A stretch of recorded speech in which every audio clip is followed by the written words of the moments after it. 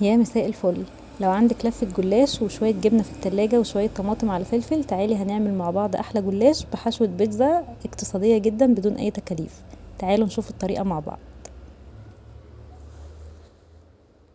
معايا هنا بقى أي نوع جبنة موجود عندك في التلاجة، وشوية طماطم وفلفل بخرتهم بملح وفلفل وكمون، وشوية لانشون كده كانوا باقيين قطعتهم، وبعدين زيتون مخلي.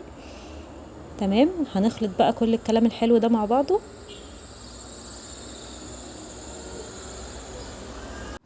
عايزه اقول لكم الاكله دي خفيفه جدا، تنفع معاكم فطار او عشاء او غدا لو حابين تاكلوا حاجه خفيفه وسريعه، وممكن تعتبروه طبق جانبي وتعملوا جنبه اي صنف تاني. حشوه خفيفه وسهله ومش هتاخد منكم اي وقت خالص.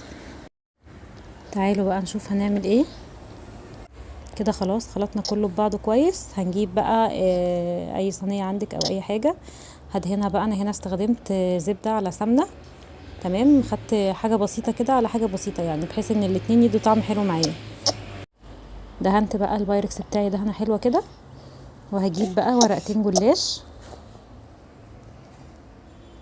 انا هستخدم ورقتين بس، حابه تدهني كل ورقه تمام، بس انا شايفه ان ورقتين كده انسب يعني. وهبدا ادهن كده دهنه خفيفه كده من الزبده اللي معايا، هنزل بورقتين كمان.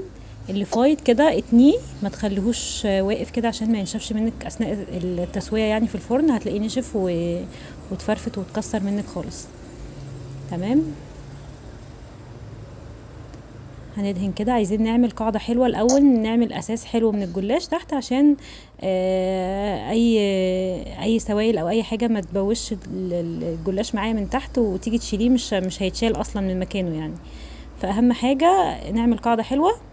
وهننزل بقى بالحشوة اللي معانا دي، نفردها كده كويس كده في الصينية.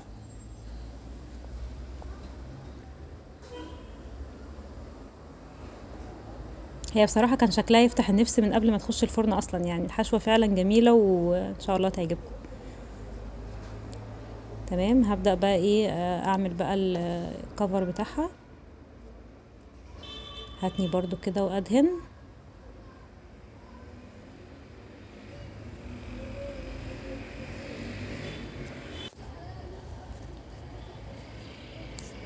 تمام كده.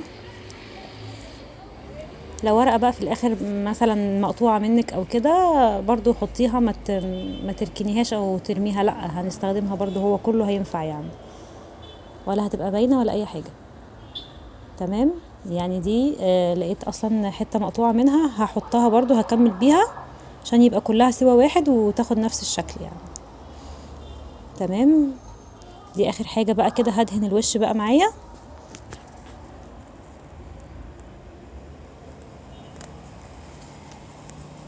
وبعد كده هبدأ اقطعها. قطعيها بقى سمبوكسات، تقطعيها مربعات كده، تقطعيها زي ما تقطعيها، اللي يعجبك اعمليه.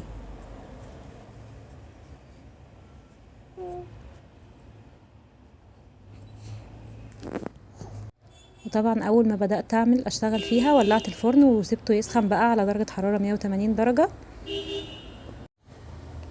كده انا خلاص بقى كنت خلصت تقطيع. حاولي وانتي بتقطعي ما تحركيش ورقة من مكانها، يعني عشان يطلع برضو شكلها حلو وتبقى متسوية. تمام، هنجيب بقى بقية الزيتون المخلي عندك، او اي طماطم او اي فلفل باقي، اي حاجة باقي عندك من الحشوة، تقدري تزيني بيها كده الوش على انها بيتزا يعني. تمام، ولو مش فايض عادي خلاص، هي يعني بصراحة كفاية قوي الميكس الحلو اللي احنا حطيناه ده.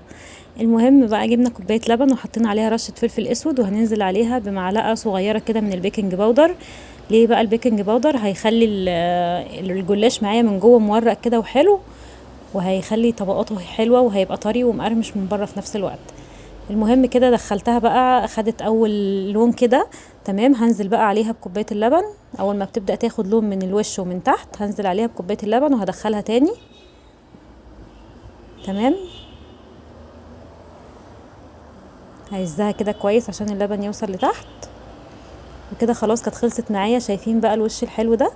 عايزه اقول لكم خطيره خطيره خطيره بجد، يعني مش عارفه اقول ايه فيها بجد، والله كانت تحفه بمعنى الكلمه، طعم وكل حاجه.